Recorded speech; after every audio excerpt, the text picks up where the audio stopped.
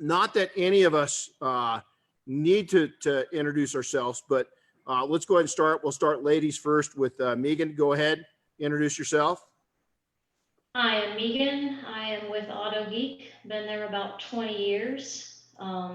Pleasure of Renny always calling me up for these events, and I appreciate you thinking of us. We're sorry we're not at SEMA this year, but also happy not to be walking 12 miles a day and dealing with that SEMA after flu.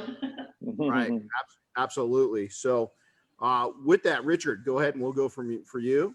I'm Richard Griot, run a little business called Griot's Garage. And I think I just, have loved everything about cars since I was probably old enough to walk. So I'm in the perfect place. I've got my son, Nick, who's in product development, and unfortunately he's not here.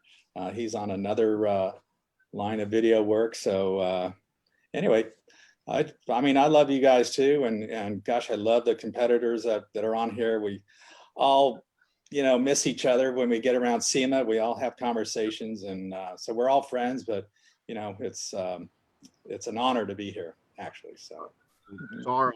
So Adam, again, man, God, yeah, just a huge fan of what you've done. And so Adam, introduce yourself. Hi, I'm Adam, and like Richard, I'm pretty happy to be in the position that I'm in and the job that I've created for myself I started in the car detailing business in 1980, and then got into chemicals, sort of blending and really just getting other people's stuff and putting our label on it a long time ago. And then we started getting into it a little bit more seriously about 20 years ago. And man, I'll just tell you that you can pinch me too. I'm just thrilled to be in this crowd. So this is really cool. And there's a train coming right now, so I'm going to mute myself because it's going to get real loud right here. So okay. Happy to be here. And then Tunch from 3D, you're up next. Another great friend of mine. Just somebody I really enjoy his presence every time I'm around him. So introduce yourself, my friend. Oh, he's muted. Hold on one second. We're going to unmute you real quick. Let's see if okay. Yeah, oh, I got it. There you go. Good man. Okay, hello everyone. So I'm Tunch Goren, and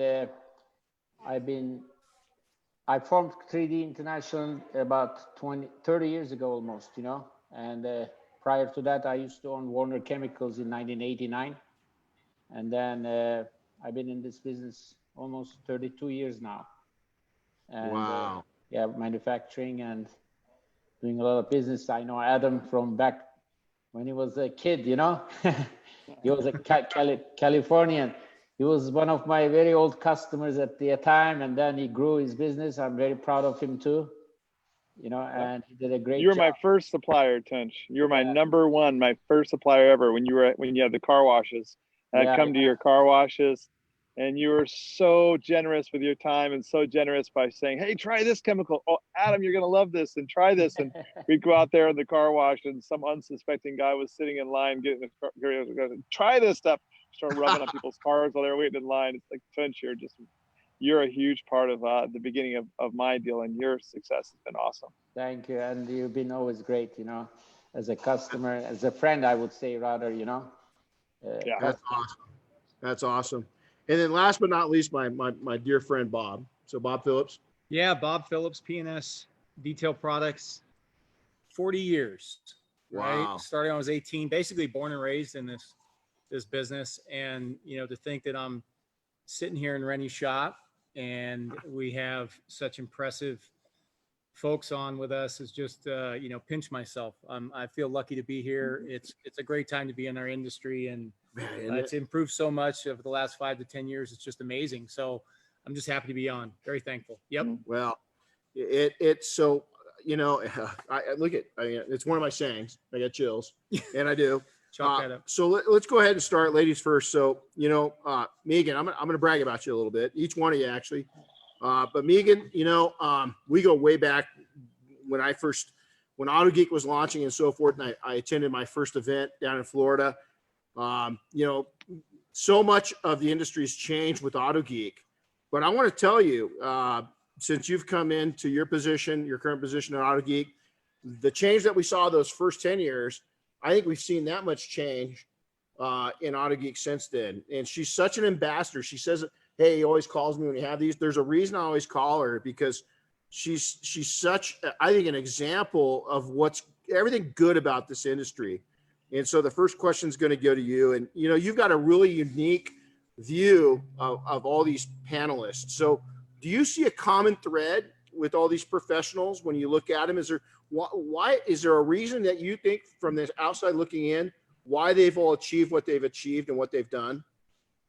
Absolutely. I think if you have to throw one word out there, it would be passion. You know, when I think about Adam, it started with detailing bicycles. Richard's been in the garage since he was, 2 feet tall. Tunch loves to invent stuff. Well, Bob he was born into this and, grew up in the chemistry world. So I just feel like if you don't have the passion and enjoy it, what's the sense of going to work? And all of us just have that. Everybody talks about being so happy to have this, position and be in their job. It makes it fun. Wow. Mm-hmm. Well, yeah. I definitely see that passion. And I think everybody's story, I think, Adam, as I get to you and Richard and so forth, I mean, it's just, I would have to agree, the passion side of it. I mean, it can't happen without that, so I think that's an important part. So Richard, let me go back and brag about you a little bit. I'll tell you a true story. I had my first Porsche. I'd been getting your catalog, but I didn't have a car that warranted the products. I just dreamed of having a car that warranted the products. And I remember I finally got that car. And I remember I can't remember what the first product was, but it was an unveiling when I got the box. And I used to look at you in the catalogs, and it was like, I mean, this dude's got like the coolest job in the world. I mean, he's so cool, the cool factor, and it was so classy, and it was a passion of class and passion and everything else. So I've got to ask you, and your business are a mating motivator for both those who love cars and then also for pros like myself that came up through the ranks. Was that designed effort? Was that something that developed over time? Is it based off of passion, or is it a combination of actions of business savvy and passion? So what would your response be? Well, first of all, I appreciate the compliment, but I do, believe we've built a strong following of enthusiasts and pros alike over the years, and I think a lot of what you see in Griot's garage is my, my passion just oozing into everything that we do, and it just feels like the appeal is really, I mean, it comes across natural because it is natural, but I've always considered myself as my best customer. So, and I'm very particular, very detail oriented by nature. I have an incurable obsession with cars. I collect cars, I race cars, I restore cars, I detail and wrench on my own cars. So it all just comes, forward from the passion that, everybody on this screen obviously has. But, wow. When I think, when you make the finest products aimed at enthusiasts like myself, it's just a matter of time before professionals come into the fold as well and identify the quality that we've always insisted on. So, wow. Yeah, we make chemicals. We've made many tools. I've had many failures. I've had, fortunately more positive, developments than failures. But, I think specifically our orbitals and the enthusiasts that we hold up to our standard that makes the professionals also gravitate, because they know they're getting a great product. They know they can send it back if anything happens. And, we really, really work really hard at that. So. Yeah, it shows, my friend, it shows. So Adam, okay. So going back, I've been a detailer like you coming up in Southern California. And as you started coming up through the ranks, it was amazing to watch that charge. But I think a lot of people don't realize how hard you worked at getting where you're at. And I remember seeing you at SEMA just floating around the first time. You had a gathering of people around you. And I was just amazed, because here's a guy that started out kind of like I did, just cleaning stuff, that arrived and you know, you've developed a very personal brand, obviously, with a serious fan base. So what drove you to build that super brand? What was the drive? I mean, I heard rumors that you were on the road some years more than 200 plus days. What made it happen? I definitely didn't set out to do it. What happened? This was just kind of a happy accident, but you know, I started off just detailing cars, and then the next thing just led to the next thing. So I don't think that this was some master plan. I can't say that. God's plan. I'll give you know, grace to God. But the real how things came together when we went from detailing into making chemicals. You know, if I was to tip my hat to anyone and see how things started, I'm going to go ahead and tip my hat to Mr. Griot, sitting right down there in the bottom corner of my phone. Because you know, my early days, I was using this product called Der Shiny stuff, and it was offered from Bill Yates Porsche Volkswagen in my hometown where I grew up in San Juan Capistrano, and that was where I could ride my bike because I had this, you know, I started when I was 10, so by the time I was about 11 or 12, at the bottom of my hill where I grew up was Bill Yates Porsche Volkswagen. And I could go down there, and that's where they sold Der Shiny stuff, and Der Dave, you know, this guy would just do demos and light the hood on fire and all this stuff. And I mean, I used that product on the bicycles that I was detailing. And then I got into, you know, neighborhood car washing and everything. It was just kind of it was a very much hey, I needed stuff. You know, I didn't grow up with, you know, I grew up very humble, you know, no money or anything like that. So I started doing neighborhood car washing. You know, my parents split up and they each got their own. We went from a house to my mom living in a townhouse, my dad living in an apartment. So even more density, which meant more customers. So I was able to get more people, you know, and more detailing. But I never thought, you know, that just kept going, and then got into fleet detailing and fleets because I had two guys working for us that went to the local Saddleback Community College in, you know, Mission Viejo.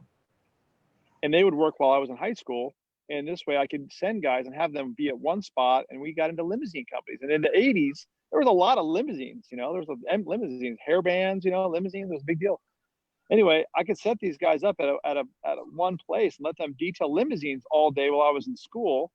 And then I'd go on my lunch hour and go get them, you know, more simple green or, you know, more terry cloth towels or whatever the heck they needed. And, but it never got into really selling car care products or creating a fan base. That was not my intention at all. It was just, hey, got to get to the next level. But you know, when we started detailing trucks for Coca-Cola, that was a big switch because they kept going from bigger fleets to bigger fleets. But that's when I figured out that I don't know what the hell I'm doing, and I need to figure out some stuff from some people that really do know what they're doing. And started going to these other chemical manufacturers. Went to Tunch. You know, I went to other people and found that there's a lot of great chemicals out there that were going to cut the time down. So, and then starting to figure out these chemicals and mixing them together, they all smell terrible. I don't know if you guys remember this, but back in the late 80s, early 90s, and then even through the late 90s, no one cared about smell. No one cared about color. Everyone just cared about stuff that worked good. But my gosh, everything smelled terrible. When you were like detailing all day, like you guys have all detailed a whole bunch, right? We used to detail from 3 p.m. till 3 a.m. That's when the Coke trucks were stopped. So we would do every night from 3 p.m. to 3 a.m. detailing these trucks. And I'm telling you, you smell so terrible by the end of the night after touching these awful smelling crap. It was awful. So we had to like make something that didn't smell so bad so that we just didn't have such an awful 12 hours of misery, you know, out there in the damp evening, you know, air, trying to get polish and wax to dry on a Coke truck. It was tough enough. When we started figuring out some chemicals that really were good, I would go out to the swap meet on Saturdays and Sundays and sell the stuff alongside of Der Shiny stuff. And that's when I kind of discovered Griots. And I discovered, you know, Richard's catalog is just like, so I'm super OCD, like all you guys, we're all OCD, right? But his catalog is so crispy, so clean, so concise, so perfect. Every little thing is just perfect. The descriptions are perfect. Every page is aligned perfect. It was just like a massage for your inner OCD, you know? And I was like, I want to do something like that, only I want to do more, you know, I want to do a few things different. Like I wanted to, because I was always at the swap meet trying to explain to people how to get the results they're asking for. So that's when I started putting these sheets together, you know, an 8.5 by 14 legal sheet front and back. instructions that I put together with every detail kit we sold. And then I did it in Spanish, paso a paso instrucciones, because Southern California. Anyway, I got that. And then we started for the very first time we ever did a detailing video. I think it was 02 or maybe right around 02. And we started handing out DVDs. And, but I'll be honest, we didn't think about putting our name on a bottle or anything like that. And not until I saw and really just got a huge appreciation for Griot's Garage and the way that they did their marketing and the way that they cleaned up they just had such a clean presentation. That really was what, if I was gonna, like I said, I'm tipping my hat to you, Tunch, for being my first supplier, but Richard, to you for being such an attractive brand. So, you know, I kind of want to go that, only I just got real early. I got into instructional how-tos because I was so tired of repeating myself over and over again. No, listen, you put the polisher at setting 4. No, you don't push it until the polisher stops. No. You know, you gotta go over and over again. So I don't know, that's kind of how it worked out. The people starting to, you know, as far as the enthusiast following, that's our marketing team. I don't think anyone cares about me. The marketing team did a great job with that, and they're amazing. You know, we have the guy Matt Butcher that runs that. And, you know, the whole social media following, all that stuff. That's been him, and I can't take any credit. Well, I think you're a little wrong. I think a lot of people. I think it's a lot more about you than what you give yourself credit about. So Bob, so you come from a family business, 60 years. This next year, 60 years that P&S has been around.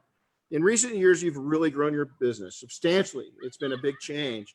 What drove you to go so hard and become a recognizable brand and be so loud in a very busy industry? It's not too quiet in the car care products, but yet you've been able to stand out.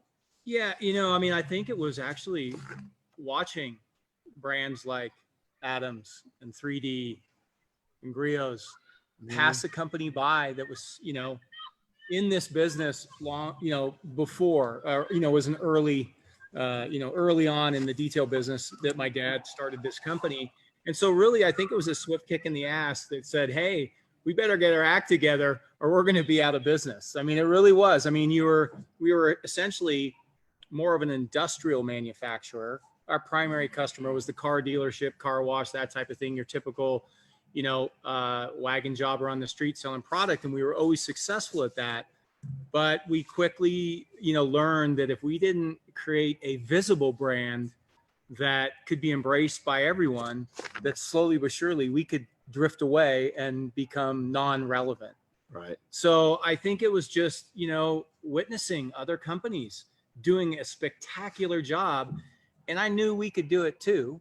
We just needed to change our focus. And so, you know, we changed our focus about 8 years ago and put together a marketing plan and got lucky enough to come hang out with you and have you be our spokesperson and come up with a concept of Double Black. And then realistically, you know, a little luck and a little timing, you know, we're now in the story. You know, we're being brought up, nowhere near to the level of these companies, but you know, we're relevant now. So, I mean, it's just an honor to, you know, implement a plan and actually have it, see it work, you know? I mean, I met Adam, I don't know how long ago it was, Adam, 20 years ago? We met in 2005, and Clorox Corporation was interested in buying our company, and they wanted us to own our chemical formulations, and Warner Chemical was our main chemical supplier at that point. They said they were not going to sell them for anything. And you guys were hired by Clorox to figure out how to make each one of these chemicals and make them better. And you did such an incredible job. You guys rose to the occasion. You did it. And then right then the guy who was the CEO of Clorox had a heart attack, and he lived and he resigned, and the whole deal was off the table. And it was it was the crazy story. I'm sure I don't know, Bob, if you've told that story anyway, but anyway, we can talk all about it now because enough time. Yeah, I know. I mean, it was a crazy time, wasn't it? Wasn't that a wild? That was a wild story. But it really was. I mean, to be honest, meeting you, Adam, seeing your passion, seeing what you were accomplishing, and seeing what was happening at Autogeek. I mean, I just wanted to be part of the group. And so, you know, luckily, like I said, we got our act together and we stepped up and we made it happen. Yeah, boy.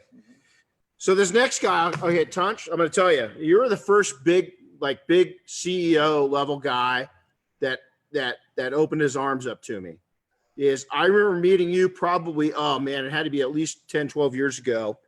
And immediately you were so friendly and so inviting.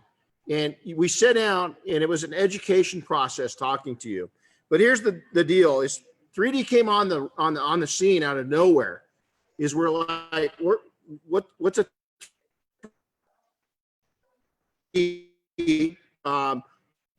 the visual effects that you came out with were incredible, but I think what amazed me all of a sudden is this new Billy changed the whole aspect of the supply chain, especially for professional detailers. And so, what was your motivation, to pop a company up like that? And it just seemed like you went 0 to 100 like that, and then the store idea. So share a little bit about the both of those angles. Yes, sure. Unlike what Adam was saying, like my roadmap was planned from the beginning. That's why I called the company 3D International, and I wanted to sell internationally. You know, that was my goal back in 30 years ago. You know, and but before that, I used to own Warner Chemicals, and I want to share with you a funny picture. So if you can see it, I don't know if it's how dark. So bright, yeah. It's too bright, right? Let me tone it down, and you're gonna see it better. So this guy is Alan Warner, you know. Wow. And that's a little bit history there, you know. I think it's getting better now, maybe. Yeah, that's me standing up. I had a beard at those days, and the guy who's sitting there is Alan Warner, and that was my first sales manager called Bob Lears. This is 1989. So what happened was before that, I used to own Studio Car Wash in Venice Boulevard. It was one of the biggest car washes still there. It's on Venice Boulevard in Culver City. And so I studied chemistry in England, in Manchester University. And what happened is when I graduated, I never did chemistry, you know, and I came and I bought the Studio Car Wash back in 1988, I think. And when I bought the car wash, the only supplier in town was Mr. Rice. I don't know if anybody remembers that, you know, Rice Enterprise. Oh, wow. Totally. I remember that. Absolutely, yeah. You remember, right? And he was a very old man, and it was in Culver City. It was behind my car wash. And I was doing the whole community, the Culver City police station. I never got tickets in the whole area, you know. They used to come and hang out in the car wash and putting their bikes in when it's too hot outside.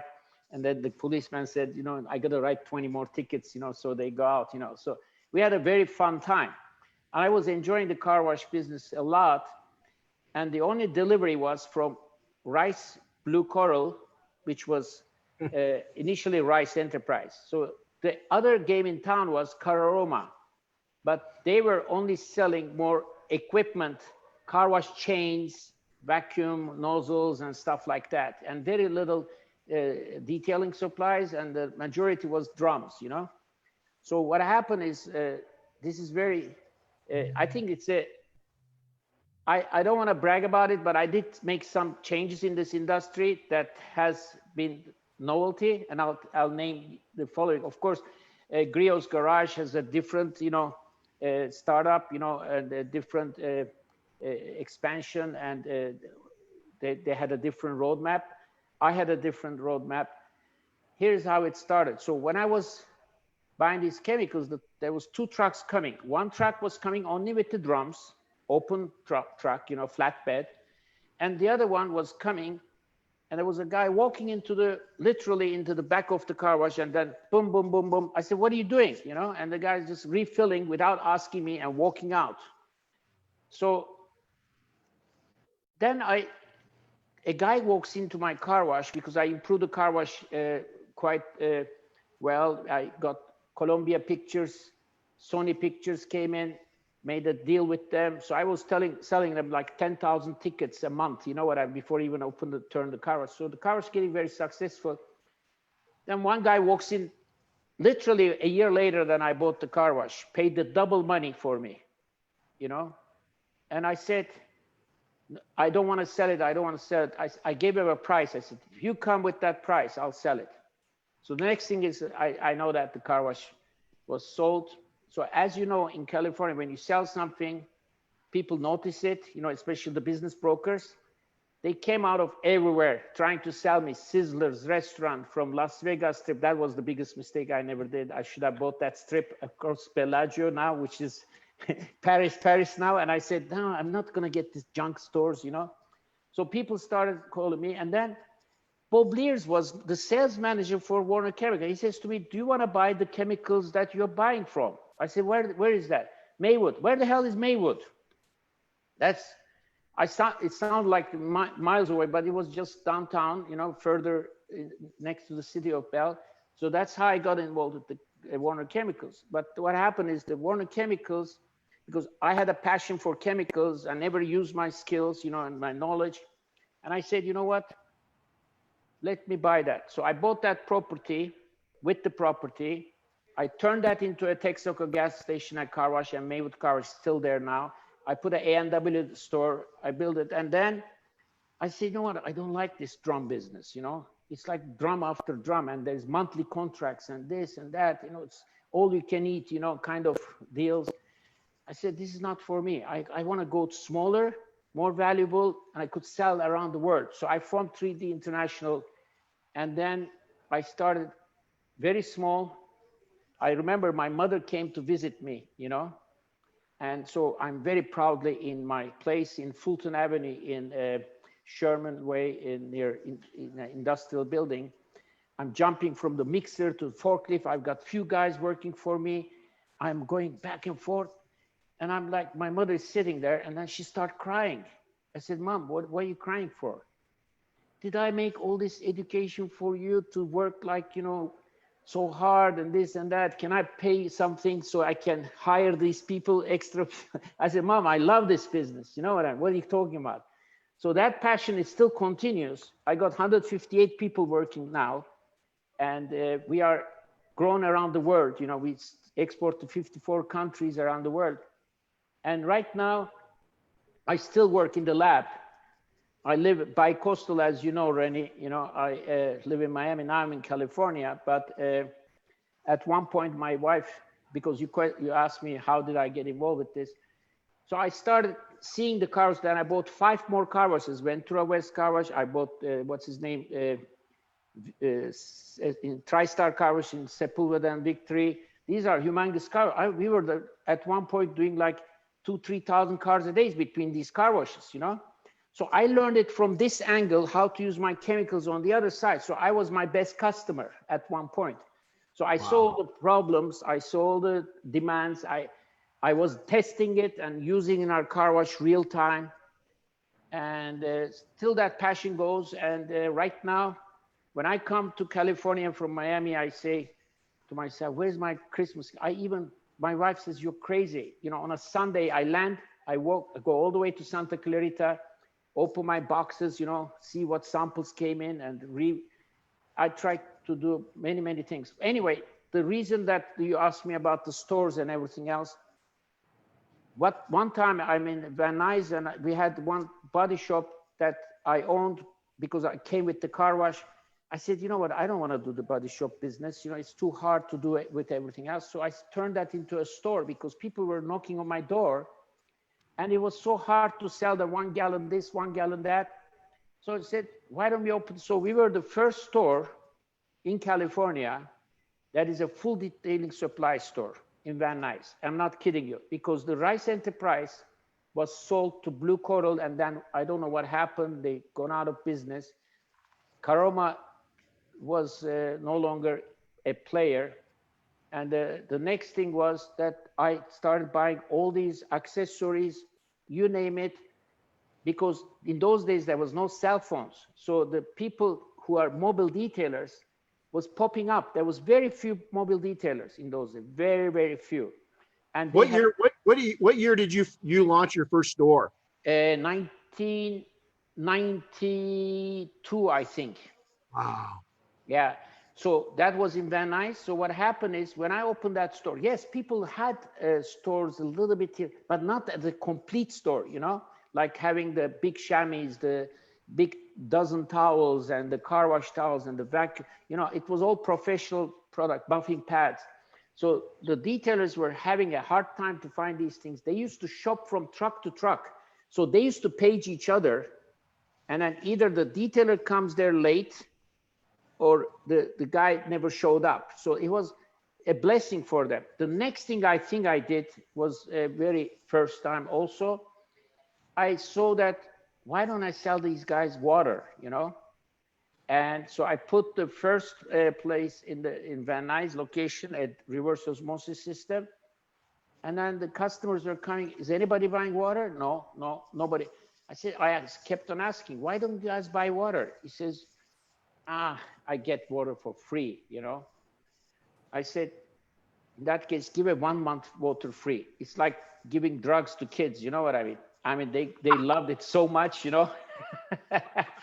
You know, and then they said, wow, that makes a huge difference. You know, I mean, we don't have to chase the water. I'm gonna write that down. That's the note of the day. Water, Yeah, drugs, drugs. kids. It's like give drugs to kids, man. Yeah. So let's jump forward now. How many stores do you have now? I think it's gone up to 36 now, you know? Wow, that's awesome. Let's jump ahead real quick, just because we've got a limited time. Sure. So first, before we go any further, Paul from Chemical Guys wanted to join us. He just had an event that it just popped up. He couldn't get out of here. An interesting point is that, you know, our training center, I really proud the building we're in right now. This is a huge, it's been a lifetime of building this facility. And what's interesting is, did you guys know, including Meghan, every brand that's on this panel right now is in this training center. You guys have got a product in here, and it's cool because Bob will tell you I'm pretty picky about what comes in here. And here we've got a brand, but all of you guys are represented at different. Your best of your best is here, and so I wanted to make that point. So I got a question for all of you. This is going to the same question to all of you, and we'll go around. We'll try to keep it to a minute or so, so that everybody can get a chance. So, question, y'all: new generation of car owners, are they as serious as the past generations, or do you think they're a little more serious than past generations? So this time, let's go in. We'll start this out with Adam. How's that, Adam? What's your thoughts on that? Okay. Well, I would say that this new generation is more detailing for therapy. I think that it's more, the DIY overall is winning, right? The DIY, you go on, you see all the TV shows, DIY, people doing their houses, DIY, do all that stuff. I think that once you love what you drive and you have a passion for it and you enjoy it, like Richard was talking about earlier, you know, this total passion for cars. I think even if you're driving a clapped out Nissan, you know, Maxima from 1992, but you love it. You love that clapped out Nissan Maxima, and you're going to make the paint look as good as it can, and whatever's left of the black plastic that hasn't turned white, you're going to make it black as much as it can. I think that people want to get the best results they can on whatever they're driving, and I think that the people today enjoy the therapy that you get from doing it themselves and accomplishing that outcome, that perfect swirl-free finish, or the black plastic looks perfect. The glass no longer has water spots. You know, Richard just calls it "have fun in your garage," right? And I call it shine therapy. You know, you just go out in the garage, and by the time you're done working on something, it looks great, and you can kind of skip the therapist that day. It's that enjoyable. So I think that's today's person. As much of an enthusiast they might be on their amazing car, we find that we're selling a lot of stuff to people that have just so-so cars that love them, but they get so much out of just doing the actual work that they come out of it feeling like $1 million. That's awesome. That's a great answer. Tunch, we'll go with the same question to you. Okay, thank you. Well, first of all, everybody here and people like us, we raise the bar. You know, the expectations, what I used to see 30 years ago is way different right now. Yeah. For example, in those days, a hologram was like a good shine. You know what I mean? It's not acceptable.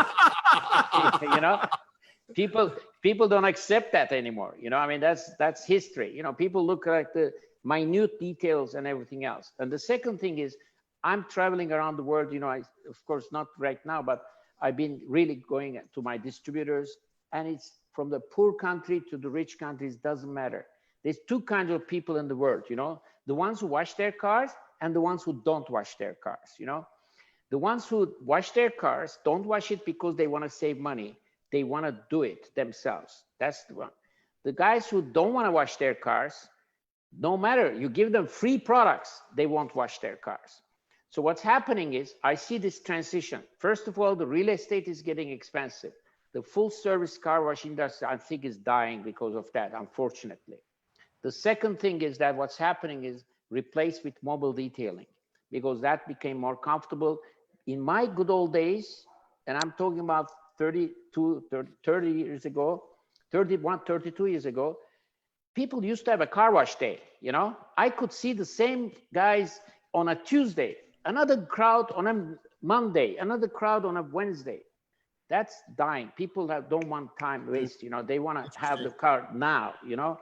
The second thing I was going to tell you is that the car wash business, you know, I mean, it's become a real passion also, like Adam is saying. People started adding, you know, to that crowd. You know, there was like 50-50, the ones who want to wash, the ones who don't want. But now I see that the ease of use of the products. I mean, before, you're going to have to have a great talent, you know, to make the car look great. It was called jeweling and making that polish. Now the tools are doing the work. Good buffers, like, you know, Richard said from Griot, you know, like good chemicals, you know, give a much better professional looking result. So it gave a more confidence to the new people, like Adam is saying, like, who are passionate about their cars. They don't have the fear to burn that paint. They don't have the fear that to make a disaster of that paint. So there's a more crowd coming this way, which is good thing about our business, you know. And the last thing that I'm going to tell you is this business, you know, I mean, it's not about, honestly, like it's about therapy. I'll give you one example, and I know your time is very limited, it's very short. I had a customer literally right across from my house. I saw him with actually t-shirt, you know, washing his car. The guy was much older than me on a Sunday, you know.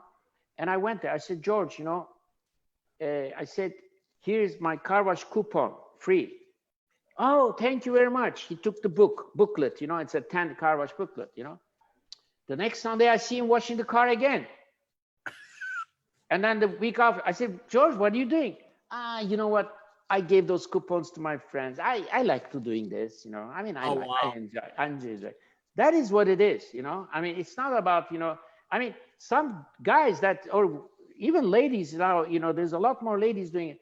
If you tell them to clean their room, they would say, no, I won't. But if you tell them to clean their car, they will spend 6 hours on it. You know, I mean, it's a funny, I don't get it, you know, but this is what it is. This is what it is. This is what it is. So Richard, same question. Well, look, I mean, you know, getting back to the new generations of car owners, I think they have access to so much information than I had, you know, when I was growing up. And I believe they're, you know, I mean, they're just a lot more serious, you know, about, you know, cleaning their car.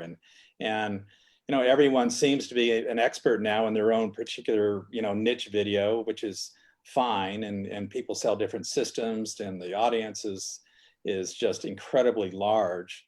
But, you know, it's also what's changed, I think, is that it's important to still keep in mind that cars are still made to be driven, and you still need to have fun. And, you know, we sell on the fun side of our hobby, and we don't take ourselves too seriously, but our products work very well, which is why we keep growing. But there's I mean, especially during this COVID thing, I mean, we've seen, and I'm sure everybody is nodding their head on the screen, an explosive growth in sales.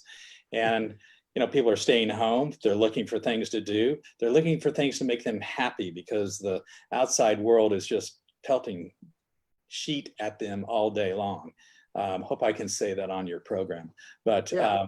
I say a lot worse. It's Renny. But it's just that I just need that little bit of time to myself, like Adam said, just to, relax, have fun, and just, do that's something awesome. that's enjoyable. That's awesome. I love it. Megan. Yeah, I think one of the things that has drastically changed has been the technology. With the new technology, I just think it's easier for everybody to detail. If you go back to the initial coatings that came out, there was some user error issues because, they required a little more advanced learning.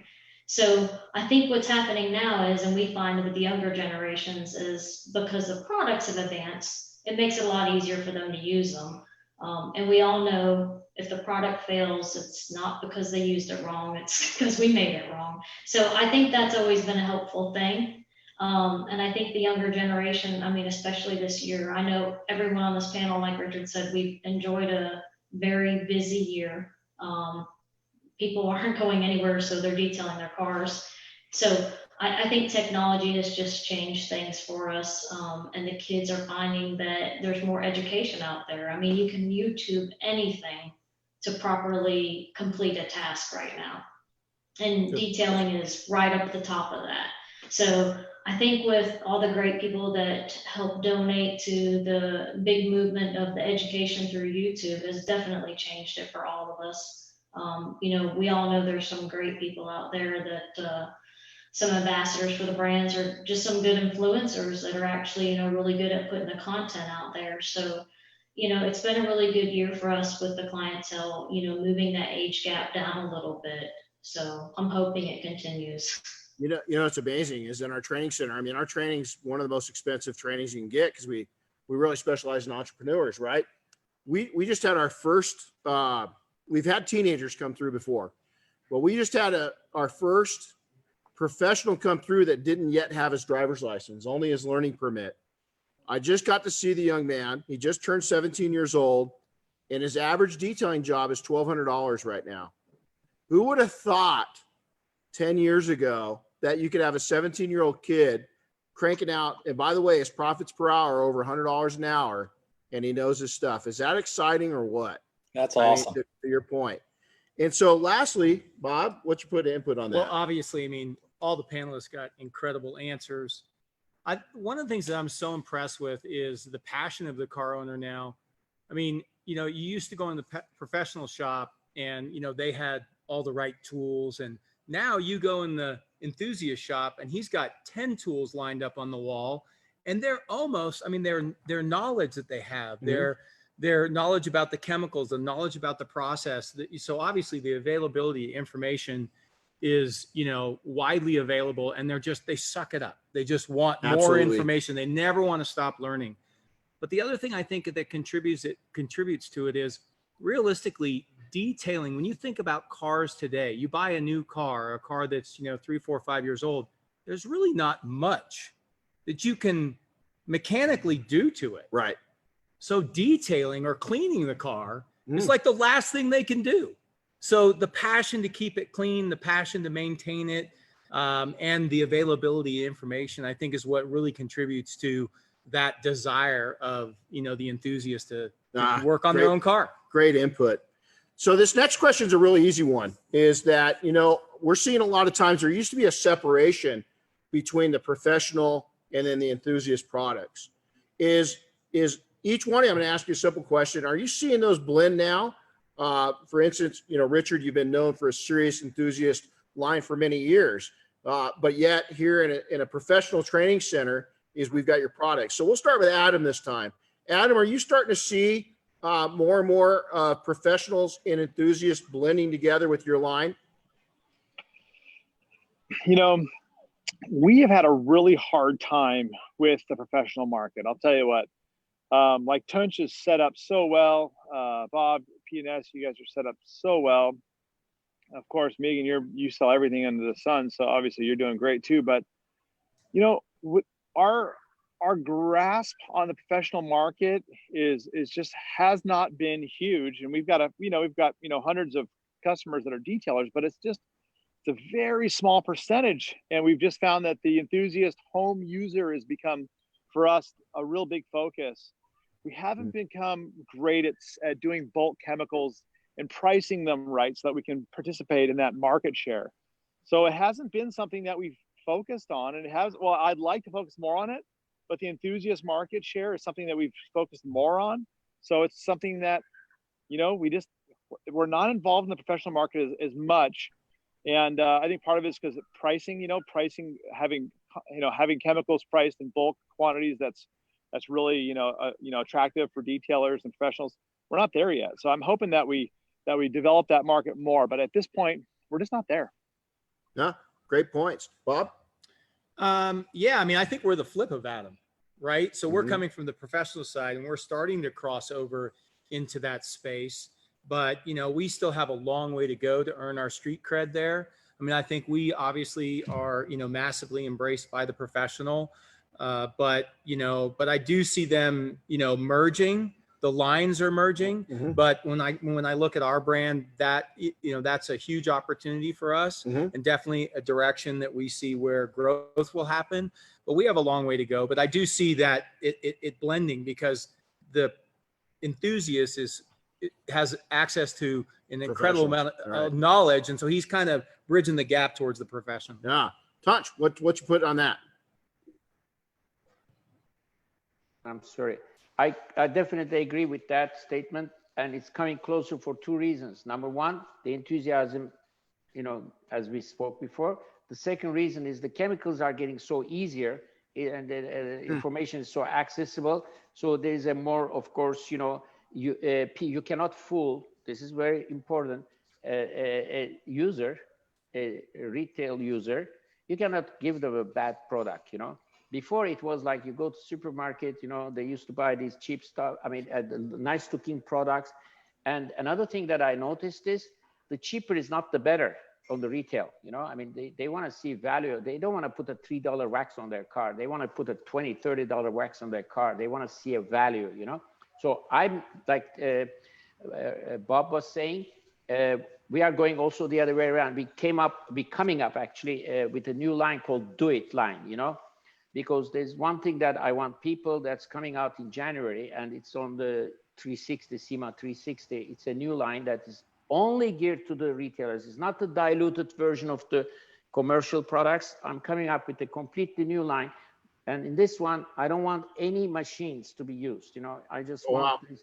Cool. It's going to be very high-end ingredients, very high-end. It's a wipe-on, wipe-off product, because I've been in touch with many I would say car enthusiasts who build cars, who show cars, and they still ask me silly questions. How do I use this? How do I use that? I mean, it's like, it drives me crazy. I mean, my brother-in-law built like 32 cars, and he's a mechanical engineer, and I couldn't even teach him my nitro seal. It says clearly part A and part B on it. You know what I mean?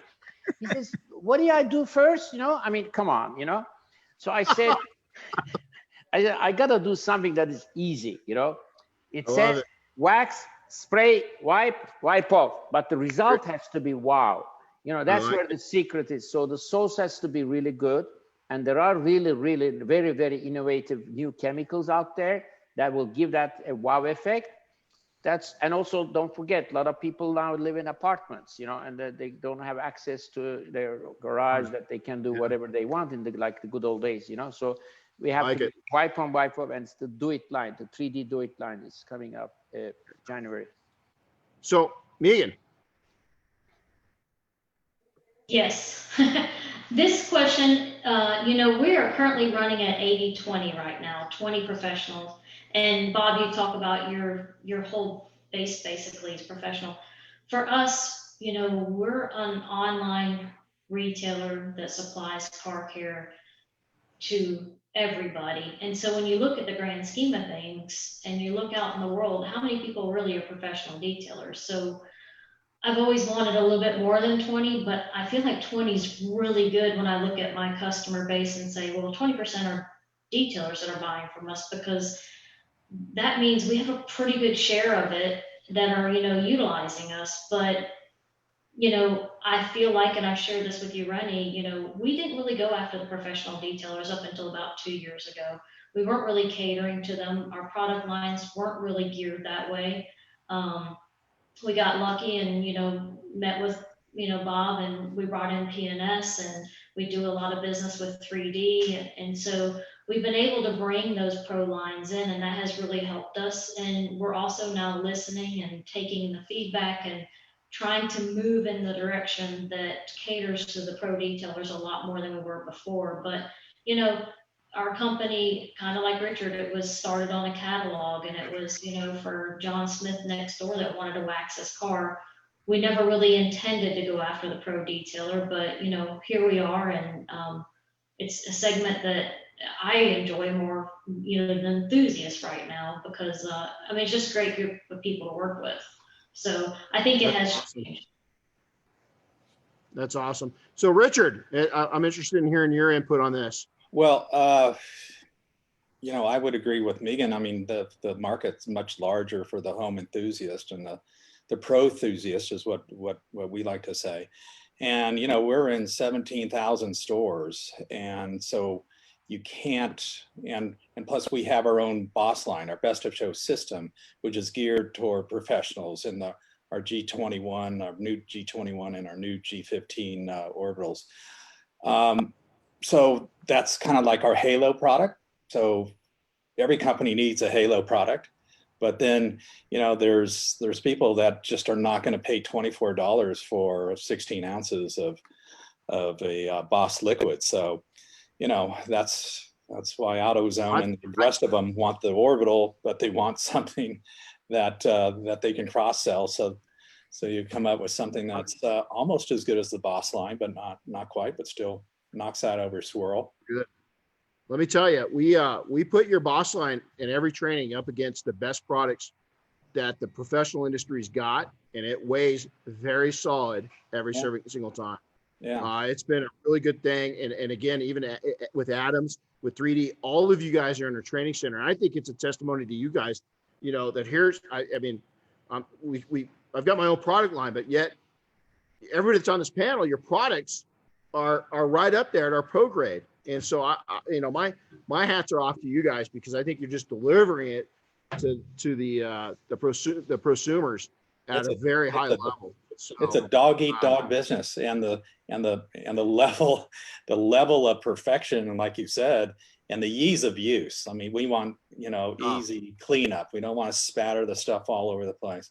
And we started with 5 pads. We're up to 50 pad options now. I mean, that just plays hell with my inventory managers. Just like, you got to be, Yeah. You could say, I need another on more pads. Are you crazy? So anyway. Yeah, that's nuts. So, hey, a really fun question. This is we're gonna go shift over to the professional side for a second. So, if we were to ask every single one of us on this panel, if you would take and partake, and we could all join forces, and we can improve the professional detailer, what's the one thing that you'd say that they're missing on the professional side? So, Bob, we're gonna start with you this time.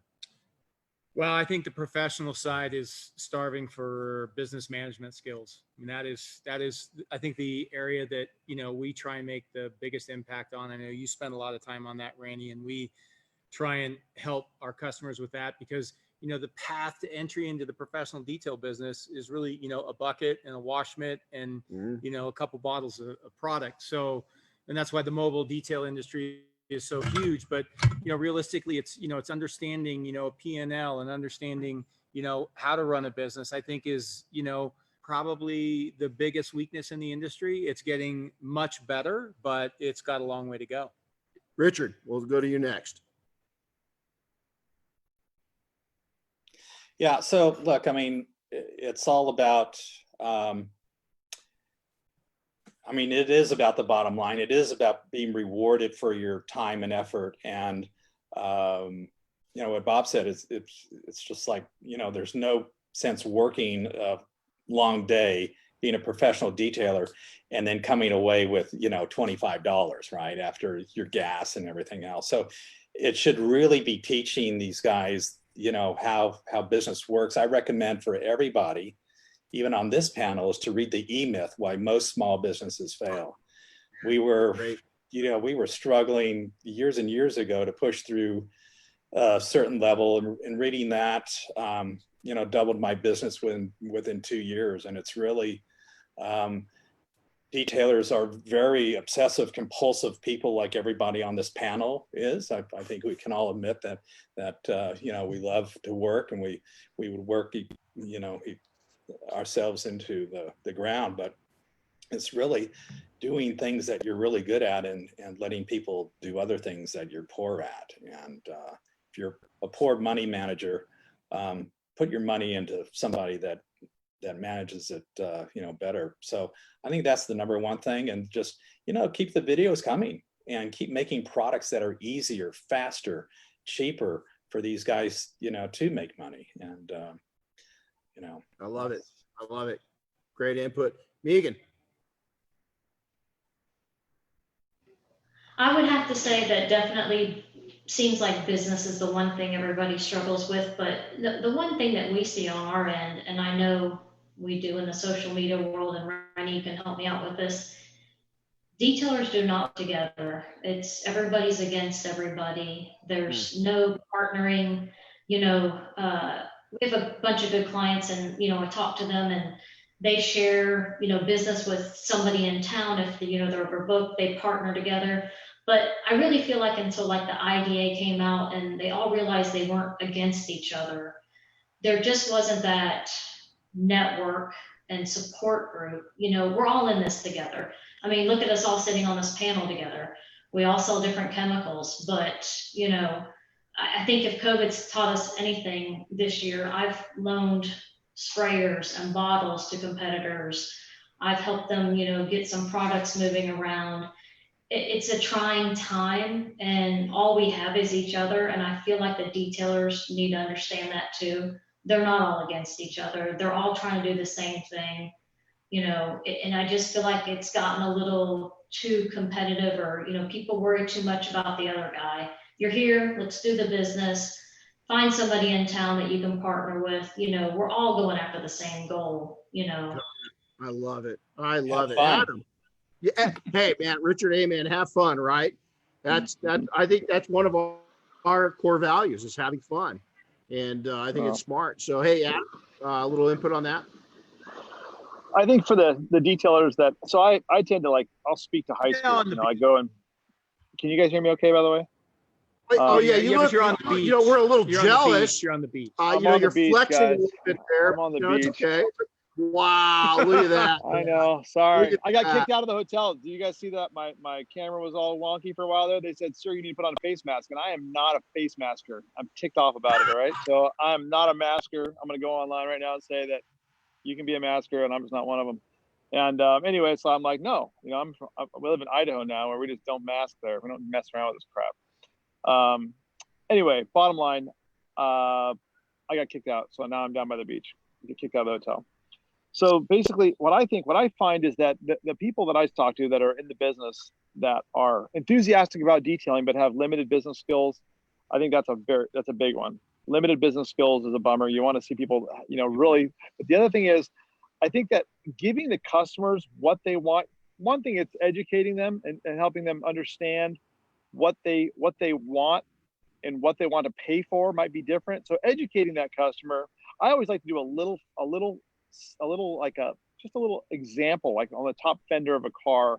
Go, okay, so you want your car swirl free. Great. Let me show you what that looks like. And I'll do a little area. Can I polish this out? Can I get this little swirl mark out? Yeah. Okay, great. And you do a panel and you show it to them, and then you do a little ceramic coating over it, and they're like, oh yeah. Okay. Did you understand how long that took me to do that 1 foot by 1 foot section? Yeah. You just watched me for 16 minutes doing that. Okay. It's going to take me 1.5 days to do your car. I'm going to charge you $2,400. People are like, oh my gosh, that's so much money. It's like, okay, do you like perfect? Are you okay with not perfect? So I think that educating the customer, helping them see that what you're about to do to their car is a major amount of work. It's a serious undertaking. And I think that before and after photos, marketing photos. When you've got Instagram, Instagram's been huge for our business. You know, Instagram, and when you're a detailer and you post before and afters of the cars that you do, that's the proof. That's the proof in the pudding. You just did it. You took that scuzzy looking, swirled up, nasty looking thing and turned it into this jewel, perfect, no swirls, glowing car. Those marketing skills and that understanding of the customer. The other thing I would say is the detailers that really embrace and understand and try to sell the quote unquote express details. You can make a ton of money selling express details. Not everyone with the perfect car. There's still a lot of silver and white cars out there, right?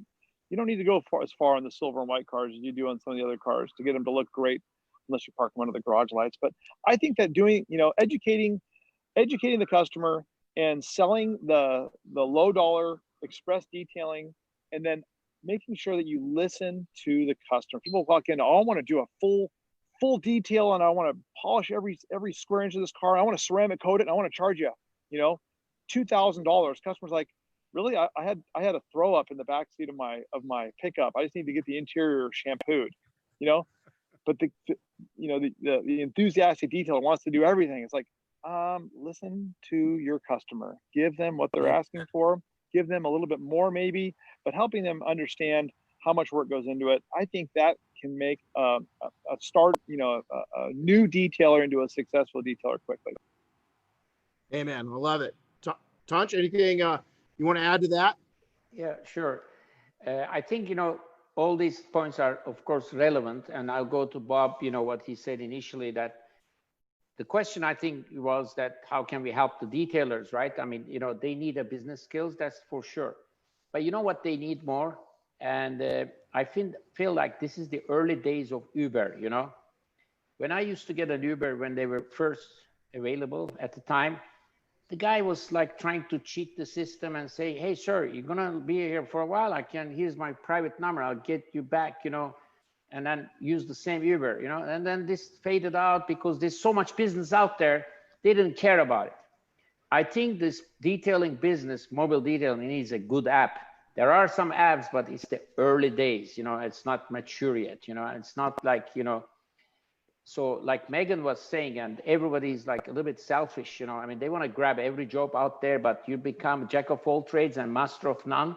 You run from job to job, like 20 miles across, town, when there's like 50 other jobs behind your backyard, There isn't like a central app that people can make, because these people can fill up the whole day without having to move, especially in big cities, in a 10-mile, or even not even 10 mile, 5 mile square mile, you can have so much business, and yet what they do is they go all across the Orange County, go back to Simi Valley, and they spinning their wheels and gas and time just to grab that extra few $100 here and there, and then they leave a lot of food at the back. I think that's your point. We just did the math with a young detailer. Mm-hmm. And he was telling us what he was selling his detail for, but then he's in the LA market, and we did the reverse math with him. Now he thought he was doing pretty good, maybe 50, 60 bucks an hour. Mm-hmm. What he wasn't adding in is his travel time.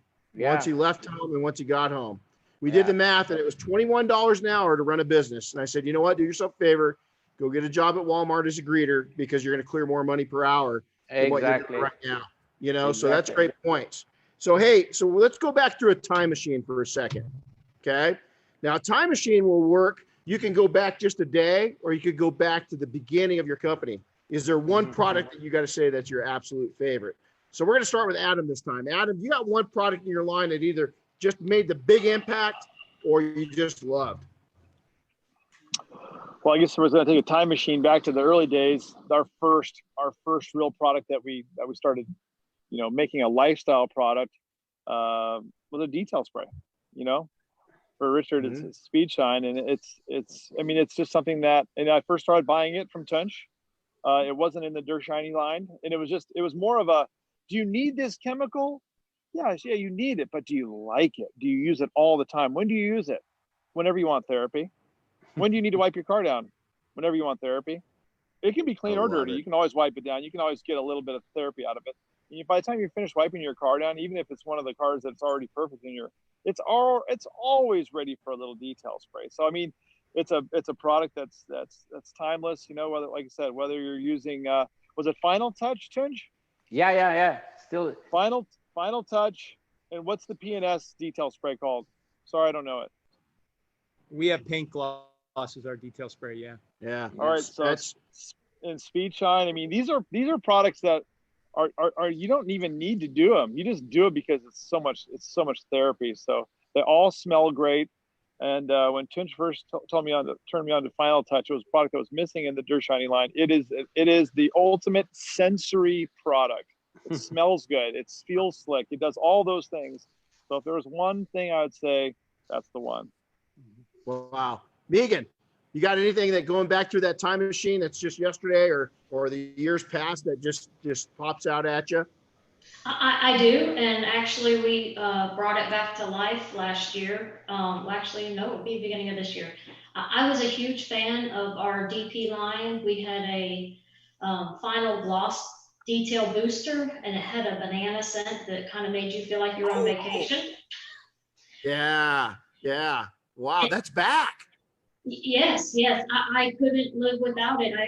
My original bottle ran out at the beginning of the year, so. And you know, I detail my own vehicle because I'm very blessed that Justin only lives an hour from me, but we'll use that to help maintain in between. That's awesome. Tunch, you got one product that through that time machine that you pick out as your impact or favorite? I mean, the time machine, I can say 1989, I first made the waterless car wash in those days, believe it or not. And there was a dry wash and guard. It was a multi-level marketing. You remember that, Richard? Yeah, I remember it well. And I went to their one of their meetings. I was like surprised, people holding hands. It's like they're in the church, you know. I mean, they were like, oh my God, you know, and the guy was giving speeches. And then in those days, nobody cared about water. You know how people, Bob, you're young, you know, I tell you what, probably your dad will, or whoever is elderly in your family would know this. People used to have the garden hose, they leave it on the floor while they're washing the fire. The hose is running, you know? Nobody Totally. Yeah, I did that. Yeah. Nobody cared about, you know, oh, let me turn the water off, you know, like even now I'm brushing my teeth, I turn off the water, I brush my teeth, turn on the water, you know? So people change in my lifetime. I mean, I'm not that old, but I mean, in my lifetime, so much things changes, unbelievable. So the waterless car wash was back in days. You know where I used to sell it to? I swear to God, but first guy was from a military base in somewhere. He was in the Air Force, and the guy somehow got in touch with me, and he sold it to South Africa because there was a water shortage. I'm talking about like 30 years ago. And then another guy from Australia bought, you know?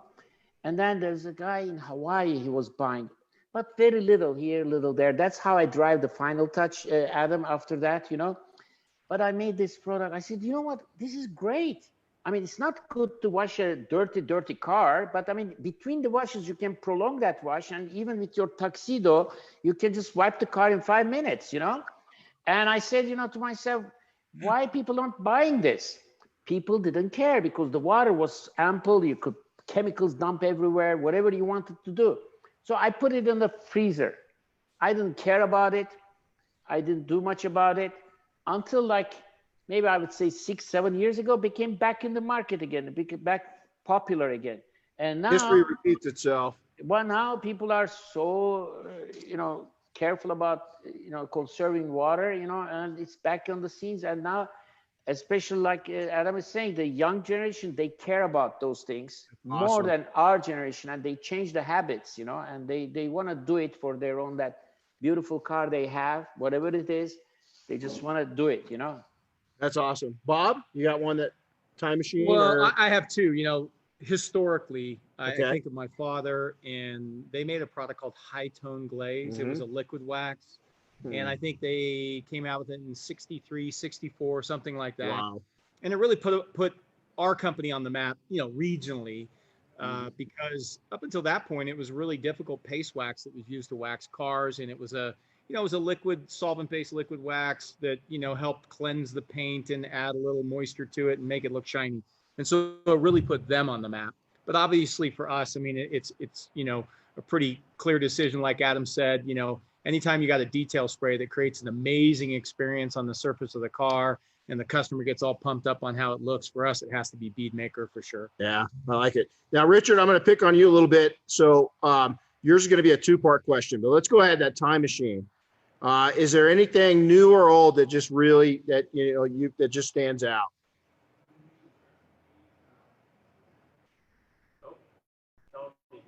Oh, you're muted, buddy. You're muted. Here we go. Sorry about that. There you go. Yeah, I think the old is speed shine. It's kind of our bread and butter. We just look at that going down the labeling machine, and it's just, it's what makes the cash register ring. But what we did get a lot of heat for going back 28 years is this orbital polishing process. No one was really doing an orbital back then, and we wanted to put the ease of use into the consumer's hand. So take it out of the professional, put it into the consumer to give them, just a much easier way to perfect their car. So, their paint. And God, we got a lot of crap for that. But we just kept educating people. So after 28 years, it's kind of like we're overnight success, right? So, better orbital. Yeah. So, they were all rotary machines back then with wool pads. Of course, they burned through stuff if you didn't know what you were doing. And so, that's been a long, hard road. I'd like to at least kind of toot my own horn that we did open up that market to the end consumer. And I think they're in a very good place now. And they have a ton of products to choose from and a ton of orbitals to choose from. And, Well, you sold this professional on that system, because as soon as I saw it in the catalog, I was like, baby, there's going to be a hit on the credit card, got to try this out. Now, the second part of my question to you, and I didn't send this out to you on purpose. What if you've got a favorite car that's hit one of your catalogs? What's the car that just stands out that's been in one of your catalogs? Oh man, probably the next one. But I love that. No, so when we moved up here from California, we didn't know if we were going to find any good car collections, and someone introduced me to John Shirley, who was the ex-president of Microsoft at the time. And so we went up there and we polished on his Ferrari GTO. And then, so that was, I don't know, 20 some odd years ago to polish on back then they were, $10 million cars. Now they're $40 million cars.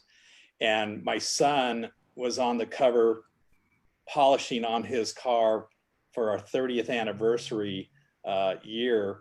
And so that's probably my favorite car, because I was scared shitless that, gosh, I hope I don't do anything to his paint, right? So anyway, so we had, that's probably,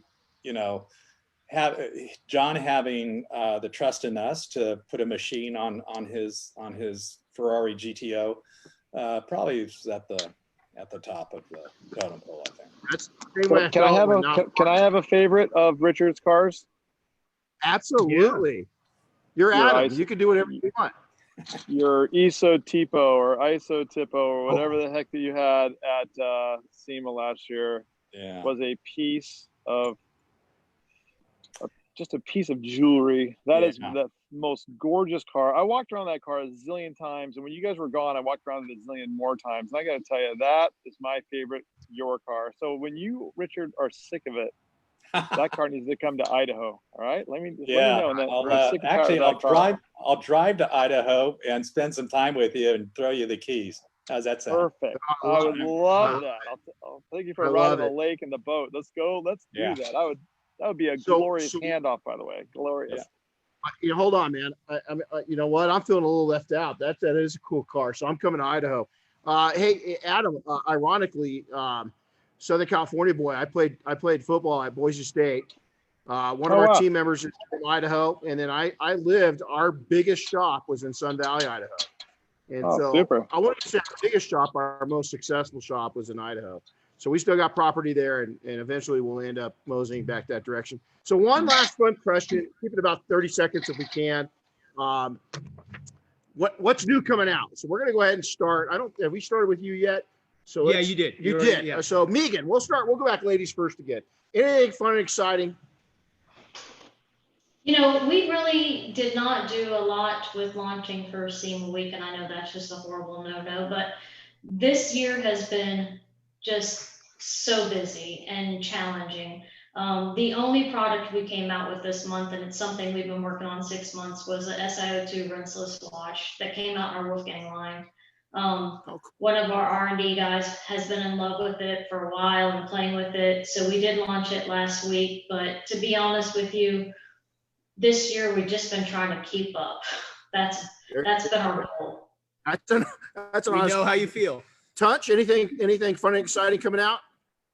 Yes, I mean, as I said, that the Do It line, what I'm trying to do is that make that products very user-friendly, which are one of our motto is always been detailing made simple. And among that, we have a ceramic touch. You know, we have the ceramic coating, but for the busy detailer, it takes a little bit more extra time to do it. And this one is they can just clay the car and then use it like a spray and wipe off, but it will give almost the same durability as our ceramic coating. So that's new. And then we have another silicone dioxide soap, which has a literally an enhancing coat. Is much better than our wash and wax, and much more durable. But the biggest one that I think for the consumer side, we have one product that is super friendly. It's a spray on wipe on of product, but extremely, it has a super wetting agent, that with one squirt, you can get like almost like 3 square feet and then just wipe off the car very easily. So kind of, the world's car wash in steroids, in a way, and That's awesome. That's awesome. Bob? Well, kind of a takeaway, we're going to be launching something next Wednesday up at the Rag Company for their event. But our most recent addition is Soul, which is our 1-year coating that's directed at, the professional, but also kind of crosses over to the enthusiast. We made a kind of an easier to apply product that's kind of in the ceramic category. So that's kind of our most recent addition. But next week we're going to be announcing something up at the Rag That'll be Company fun. as well. That'll be fun. So Adam? Well, we've gotten into the ceramics quite a bit here lately. We put a pretty significant investment into the chemical manufacturing about 3 years ago, and the graphene ceramics have become a really big piece of our new product launch. It's been successful. It's a very easy to use ceramic. So all of the different graphene products have come along and become really neat. They've been really well received in the industry. We get solid reviews on them. So the graphenes have been the graphene spray, like the spray ceramic, the spray graphene coating is like the easiest thing in the world to use. And so that's been pretty cool. The other things, I think a couple of neat things are going to be some our pressure washer game. We stepped that up a lot. We're still chasing Richard with the polishers. So we've got a couple of new polishers coming too. But yeah, the graphene for sure leading the charge. The graphene charged ceramics have been really well received. And again, if you've ever had if someone say that I just can't get the results, or it's been difficult to use, or I left, I had all the the morning after problems, the morning after ceramic problems, right? The next day you're like, oh man, did I miss the whole door? Oh no. Yeah, I can't believe I missed the whole door. Anyway, those are that graphene it definitely takes that oopsie in the morning, and reduces it exponentially. That's awesome. Richard, what's next? What's coming out of your guys' garage? Well, we know Adam is always, biting our heels down there with another machine. So we are, we have 5 new tools that we've developed in the last year. So we've got the G9, the G8, the G15, the G21, and I think today we just dropped the small format rotary tool and the new GR3. So we are out to really make sure that we put a switchable cord tool, so you don't have to go and find the next cord or trip over 5 cords, to really have every machine that you possibly could want in your hand, designed ergonomically with lots of power. And anyway, so we really changed manufacturers last year. It was the best thing we ever did, or actually 2 years ago. And there's a lot more coming down the pike. So just, I'm only going to lift the skirt just a little bit, but we're focused on value. We're focused on the lifetime warranty with those machines. And then, everybody loves speed shine. So we're going to develop ceramic speed shine. That hit today on our SEMA launch, and ceramic wash and coat. So ceramic is what's selling. So we're a little late to the market. We watched everybody else and kind of sat back, and then developed some great products. And the next in the next probably 8 months, we'll have a high solid ceramic as well, developed with a U.S. partner that everybody knows. So that's awesome. That's awesome. Well, gentlemen, I'll tell you, I'll get a bit real quiet about this. I'll say it a little bit. Bob knows. Meghan was so lucky to support us. I got a call as a detailer, man. I came up in Colton, California. You guys know where San Bernardino is. Didn't grow up with much, and I got a call from a Mr. Stearns, which is Undercover Billionaire. It's a program that aired last year on Discovery Channel. Huge success. We just shot 2 episodes with them. So as a detailer that came up through the ranks, Meghan, thanks for supporting that effort. I know it was last minute. To get down there and deal with millionaires and billionaires I'm really excited. Hopefully we get all of us involved in future, endeavors and so forth. But I'm going to extend this invite. Bob's been able to come down. He's helped build the shop. Any of you gentlemen, ladies, we'd love to do some one-on-one with you here if we have the opportunity. We'd love to have you come in and host your products and just work with you. I think it'd be a great opportunity to join forces. We want to thank you for the time. This has been one of the biggest honors of my career. And just check out these guys and gals online. They're superpowers. It literally, it's like having, we got Superman, Batman, Iron Man, Superwoman, all this stuff all in one place. So thank you for coming in and taking the time, and we really appreciate it. So go out, have happy detailing, ladies and gentlemen, and have a wonderful Thanksgiving, and God bless America. And we'll talk to you soon. Take care, everybody. Take care. Thanks, guys. Thank you. Thank you, everybody. Thank you. Bye.